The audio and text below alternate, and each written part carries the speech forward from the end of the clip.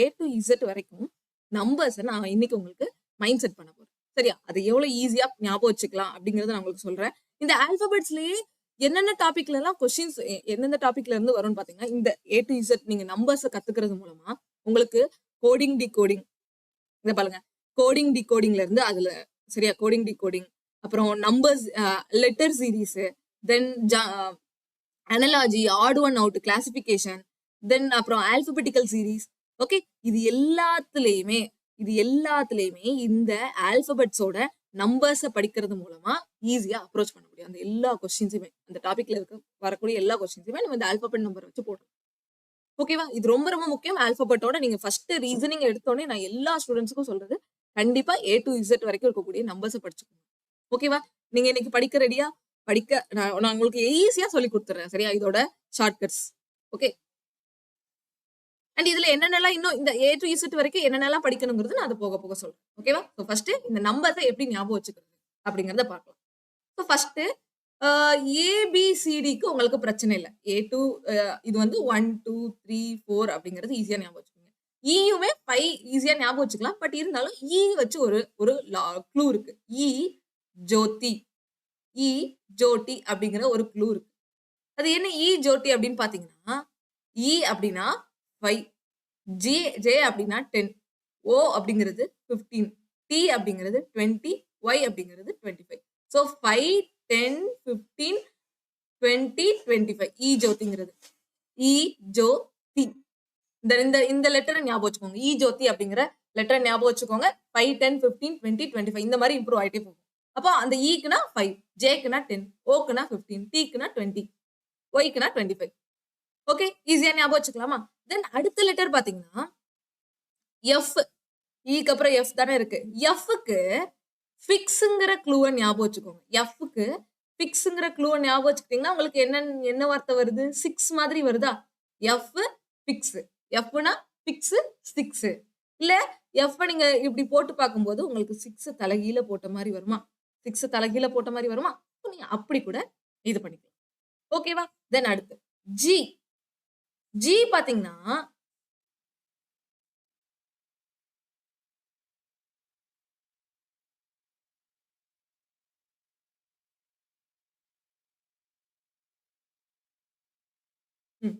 ஜிய பாத்தீங்கன்னா உங்களுக்கு ஜி 7 மாதிரியே இருக்கும். ஜிக்குள்ள 7ங்கிற வார்த்தை மறைஞ்சிருக்கும். இல்ல இன்னொரு ஒரு க்ளூ என்னன்னு பாத்தீங்கன்னா 7G ரெயின்போ காலனி படிச்சிருப்பீங்க. 7G ரெயின்போ காலனி படம் இருக்குது, பாத்திருப்பீங்க எல்லாரும்.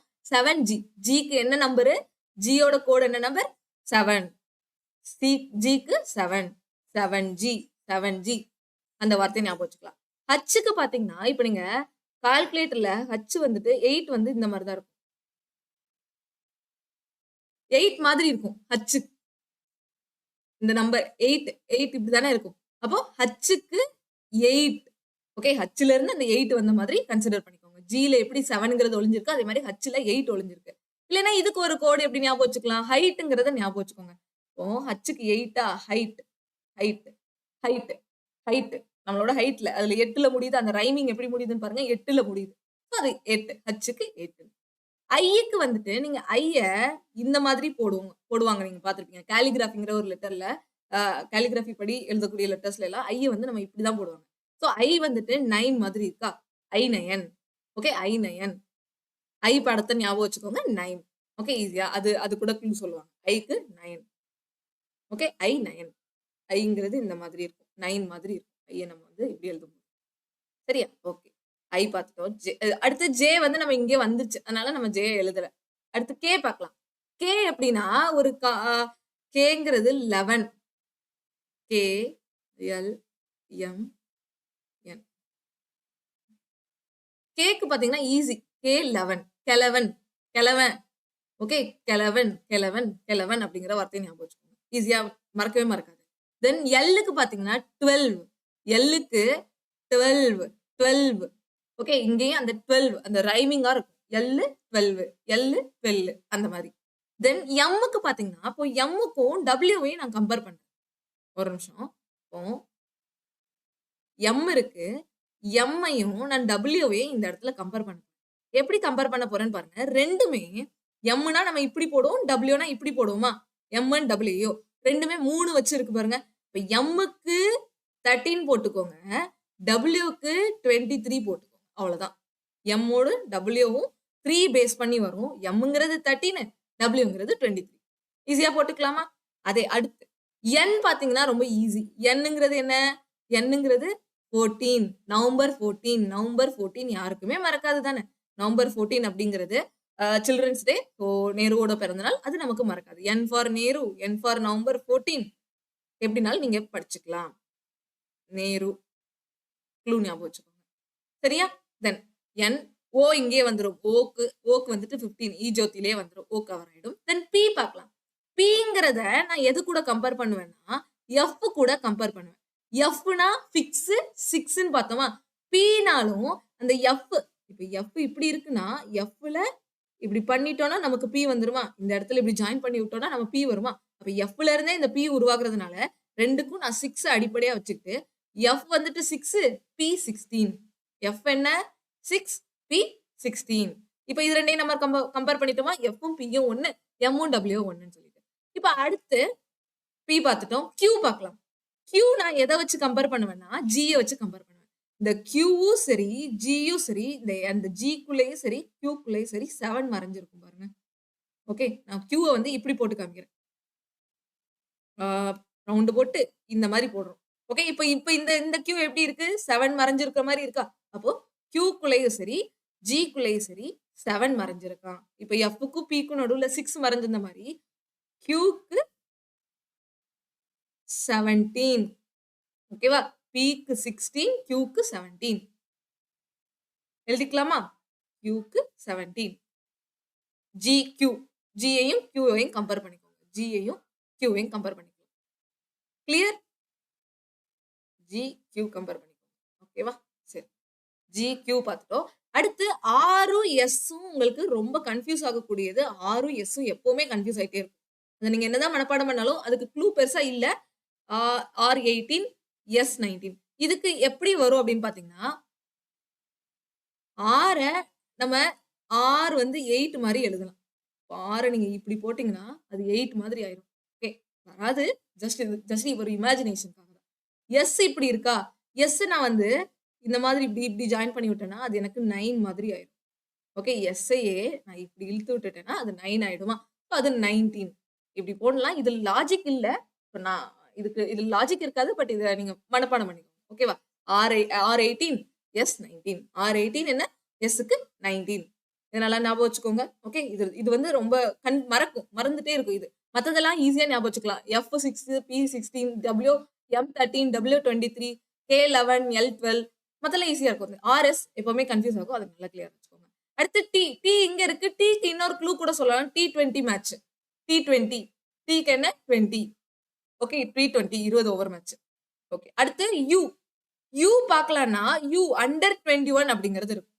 யூல அண்டர் 21 அப்படிங்கிறது அண்டர் 19, அண்டர் 16 அப்படின்லாம் நீங்க ஸ்கூல்ஸ்ல கேம் விளையாண்டுருப்பீங்க. அதே மாதிரி அண்டர் 21 ஞாபகம் வச்சுக்கோங்க. ஓகேவா? அண்டர் 21.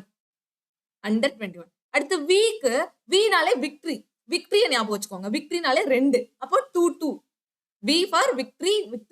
ரெட்டைல சிம்பிள் இப்படிதானே காமிப்பாங்க. ஸோ வியும் இப்படிதான் இருக்கும்.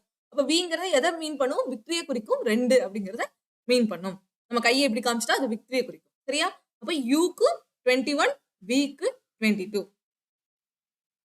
சோ முடிஞ்சு. அடுத்து W, XY, Z தான் இருக்கு. இப்ப W வந்துட்டு நம்ம ஆல்ரெடி பார்த்துட்டோம். W வந்துட்டு 23 நம்ம M கூட சேர்த்து பார்த்துட்டோம். X பெருசா படிக்கணும்னு இல்ல. அது லாஸ்ட் 3 லெட்டர். XY, Z இருந்து லாஸ்ட் 3 லெட்டர்ங்கனால Z 26, Y 25, X 24. இந்த X வந்து ஞாபகம் வச்சுக்கணும்னா அது வந்து அதை நம்ம 4 போடலாம். இப்படி கனெக்ட் பண்ணிட்டீங்கன்னா அது 4 மாறிடும். ஸோ Xக்கு 24. Xக்கு 24.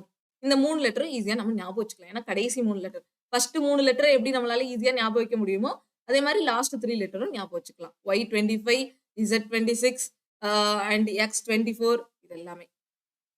கிளியர்? சரி.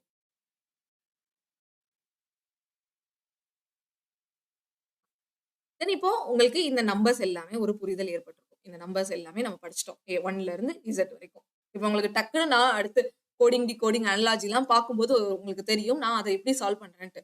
நீங்க பின்னாடி எடுத்து பார்க்கறதுக்கும் நம்ம அந்த நம்பரை நம்ம மைண்ட்ல செட் பண்ணிட்டு அந்த நம்பரை போட்டு போட்டு சால்வ் பண்றதுக்கும் எவ்வளவு ஸ்பீடா போடுறோம் அண்ட் எவ்வளவு அந்த ப்ராசஸ் வந்துட்டு அடுத்தடுத்து ஈஸியா போய் இருக்குன்னு பாருங்க நீங்க. ஓகே, ஸோ கண்டிப்பா இது படிக்கணும். இது நீங்க என்னோட ஸ்டூடெண்டா இருந்தீங்க அப்படின்னா நீங்க இந்த 1 to 26 வரைக்கும் இருக்கக்கூடிய ஆல்பபெட்ஸோட நம்பர்ஸை கண்டிப்பா படிச்சே ஆகணும். கிளியர்? இது ஒரு பாயிண்ட். இப்ப நம்பர்ஸ் படிச்சிட்டோம். ஃபர்ஸ்ட் என்ன பார்த்தோம்? நம்பர்ஸ் படிச்சிட்டோம். ரெண்டாவது என்னன்னா, ரெண்டாவது ரொம்ப ரொம்ப முக்கியம். இந்த நம்பர்ஸ் கூடயே ஆப்போசிட் லெட்டர்ஸ் அல்லது ரிவர்ஸ் லெட்டர்ஸ்னு சொல்லுவாங்க. ரிவர்ஸ் லெட்டர்ஸ் அப்படின்னு சொல்லுவோம். ஸோ ஆப்போசிட் அண்ட் ரிவர்ஸ் லெட்டர்னா ஒண்ணும் இல்ல. இப்ப ஏ இங்க இருக்கு அப்படின்னா ஏயோட ஸ்டார்டிங் லெட்டர்ல ஸ்டார்டிங்ல இருந்து ஃபர்ஸ்ட், அது இசட்னா எண்டிங்ல ஃபர்ஸ்ட், லாஸ்ட்ல ஃபர்ஸ்ட் அப்படின்னு சொல்லுவோம். அப்ப இந்த ஏவும் இசட்டும் ஆப்போசிட் பேர். அடுத்து பி இங்க இருக்குன்னா ஒய் இங்க இருக்கும். இந்த பியும் ஒய்யும் ஆப்போசிட் பேர். இதுதான் ஆப்போசிட் லெட்டர் அல்லது ரிவர்ஸ் லெட்டர் அப்படின்னு சொல்லுவாங்க. அதுதான் நம்ம இங்க கொடுத்துருக்கோம். மொத்தம் 26 லெட்டரா, 26ல பாதி பாதியா பிரிங்க 13. 13 லெட்டருக்கு ஆப்போசிட் லெட்டர் பேர் இருக்கு. அதுதான் இங்க கொடுத்துருக்கோம். ஏல இருந்து எம் வரைக்கும் 13 லெட்டர். அந்த 13 லெட்டருக்கும் அப்படியே ஆப்போசிட் பேர் என்ன வருங்கிறது பார்க்கலாம். ஏக்கு இசட், ஓகே, ஏக்கு இசட், பிக்கு ஒய், இதெல்லாம் தான் கொடுத்துருக்கோம். இப்போ இதுக்கு நம்ம க்ளூ பார்க்கலாம். ஃபர்ஸ்ட் ஏக்கும் இசட்டுக்கும் பார்க்கலாமா? ஏக்கும் இசட்டுக்கும் க்ளூ வந்து தேவையில்லை. ஏ இசட் ஈஸி.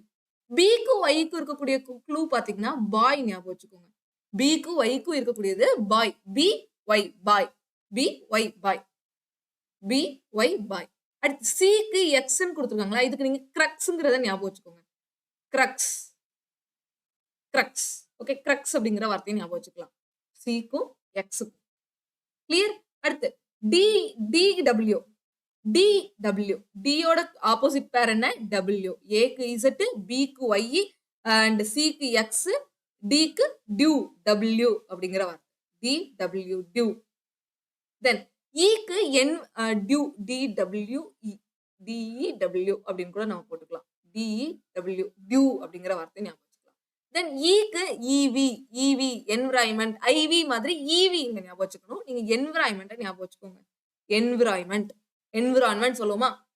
ENVIRONMENT, environment. அப்ப அந்த என்விரான்மெண்ட்ல நமக்கு இவி வருது. இவி இங்க நம்ம இயும் வியும் தான் பார்க்கணும். ஓகே, இவி. அடுத்து எஃப்க்கு யூ. எஃப் யூவும் பேர்.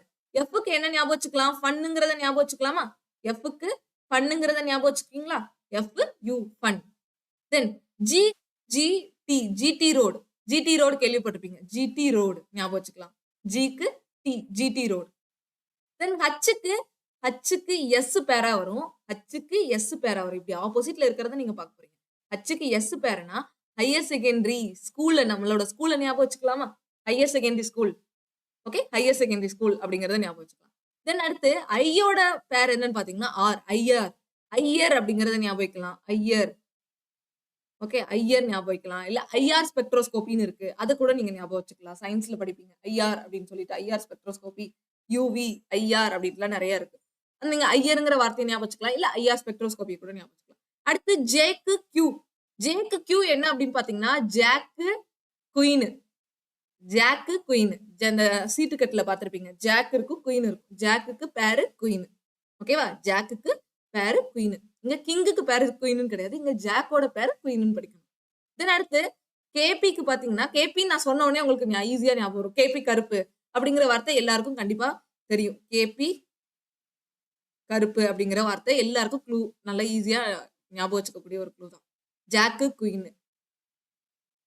ஜேக்யூக்கு ஜாக்கு குயின், கேபிக்கு கேபி கருப்புங்கிறத ஞாபகம் வச்சுக்கோங்க. எல்லோக்கு லவ்.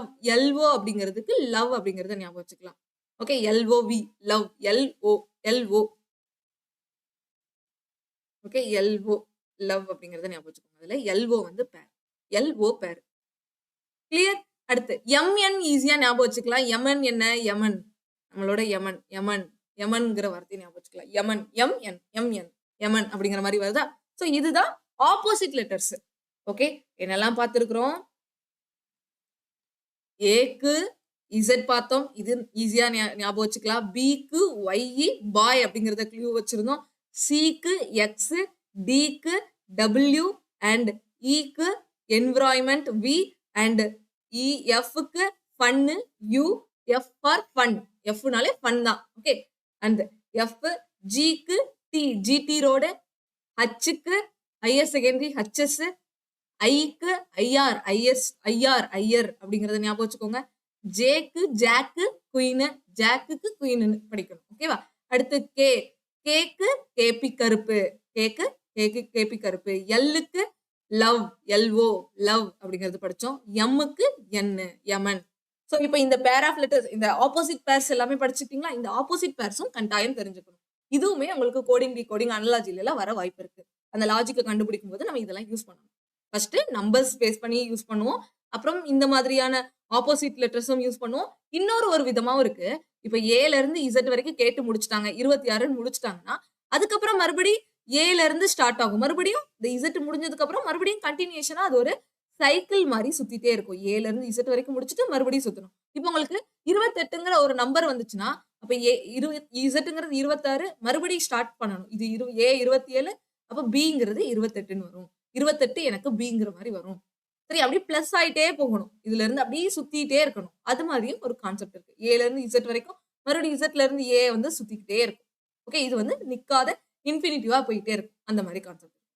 ஓகே. இப்ப இதெல்லாம் நம்ம பார்த்துட்டோம். ஓகே. ஸோ ஆல்ரெடி சொன்ன மாரி ப்ராசஸ் தான் ரொம்ப ரொம்ப முக்கியம். மார்க்லாம் இங்க வந்து நீங்க ரிசல்ட்ட எதிர்பார்க்காதீங்க. சரியா? ரிசல்ட் எதிர்பார்க்காதீங்கன்னா, ரிசல்ட்ட பத்தி திங்க் பண்ணாதீங்க. ஓகே. ஐயோ! நான் வந்து படிக்கலையே, இது பண்ணலையே, அது பண்ணலையே, ஸோ இது கஷ்டமா இருக்கு, அது முடிக்கலையே அப்படின்னு சொல்லிட்டு எதையுமே பத்தி வொரி பண்ணிக்காம, உங்களோட கவனத்த ஃபுல்லா ப்ராசஸ்லயே செலுத்துங்க. ஓகேவா? ப்ராசஸ் என்ன பண்ணலாம்? நம்ம எப்படி வந்து ரீசனிங் கத்துக்கலாம்? எப்படி பேசிக்ஸ ஸ்ட்ராங் பண்ணலாம்? ஓகே. அண்ட் எப்படி நம்ம பிராக்டிஸ் பண்ணலாம்? உங்களுக்கு பிராக்டிஸ் பண்றதுக்கு நான் ஃப்ரீயா குடுக்குறேன். என் சைட்ல இருந்து முடிஞ்ச அளவுக்கு நான் ஃப்ரீயா குடுக்குறேன்னு சொல்லிட்டேன். ஆம். எஸ்எஸ்சியோட tier 2 level questions, hard level கொஸ்டின்ஸ்ல இருந்து ஈஸி லெவல் கொஸ்டின்ஸ் வரைக்கும் எல்லாத்தையும் நான் உங்களுக்கு வந்துட்டு எடுத்து உங்களுக்கு பிராக்டிஸ்க்கு குடுக்குறேன். ஸோ அது எல்லாமே உங்களுக்கு யூஸ்ஃபுல்லா இருக்கும். ஓகேவா? நம்ம அப்ப ப்ராசஸ்ல ஸ்ட்ராங்கா இருக்கலாமா? நம்மளோட ப்ராசஸ நம்ம நம்பலாம். நம்ம ப்ராசஸயே ஃபோக்கஸ் பண்ணிட்டு நம்ம ப்ராசஸ் வந்து எப்படி சொல்றது? ஒரு பெஸ்ட்டா பண்ணிட்டே இருக்கலாம். நம்மளோட 100%க்கு மேலேயே நம்மளோட எஃபோர்ட்ட குடுப்போம். அண்ட் அதோட ரிசல்ட் தன்னால ஆட்டோமேட்டிக்கா கடவுள் நமக்கு குடுப்பாரு. ஓகேவா? இப்போ இப்போ போட்டு ஐயோ! நான் பாஸ் ஆகலாட்டி என்ன பண்றது? இது பண்றதுன்னு, அது பண்றது அப்படின்னு சொல்லிட்டு எதையுமே திங்க் பண்ண வேணாம். நம்மளோட மைண்ட பாசிட்டிவா எப்பவுமே பாசிட்டிவா கொண்டு போகலாம். ஆ ஓகே. நல்ல எண்ணமே அந்த நல்ல ஒரு நிலைக்கு கொண்டு போகும்ன்னு சொல்லுவாங்கல்ல. அதே மாரி தான். நம்மளோட ப்ராசஸ் நம்ம நல்ல ப்ராசஸ் நம்மளோட நல்ல ரிசல்ட்க்கு காரணமா அமையும். அதுதான் குட் ப்ராசஸ் புரொடியூசஸ் குட் ரிசல்ட்ஸ் அப்படின்னு சொல்லுவாங்க. ஓகே. இத தான் நம்ம வந்து இந்த ஒரு அ இத நான் வந்து ஆக்சுவலா தோனி ஃபேன்னா எல்லாருக்குமே தெரியும். தோனி ஃபேனா இருந்தீங்கன்னா எல்லாருக்கும் தெரியும். இந்த இந்த இந்த கோட் வந்து கட்டாயம் எல்லாருக்கும் தெரிஞ்சிருக்கும். "The process is more important then result." So அந்த மாதிரி தான். அந்த ஒரு ஒரு இன்ஸ்பிரேஷன் எடுத்துக்கோங்க. சரியா? எப்படி வந்து உங்களோட ப்ராசஸ்ல செலுத்துறது, ஃபோக்கஸ் பண்றது அப்படிங்கிறது. ஓகே. நானும் அ எப்பவுமே இதுலயே தான் ஸ்டிக் ஆயிருப்பேன். நம்மளோட ப்ராசஸ கவனிச்சுக்கலாம். ஓகே. சரி. ஸோ இதோட இந்த கிளாஸ் முடிச்சுக்கலாம். ஓகே. ஏதாவது உங்களுக்கு ப்ராப்ளம் எது இருந்தாலும் சரி, கமெண்ட் பண்ணுங்க. ஓகே. நான் அத சால்வ் பண்ணி குடுக்குறேன். Thank you.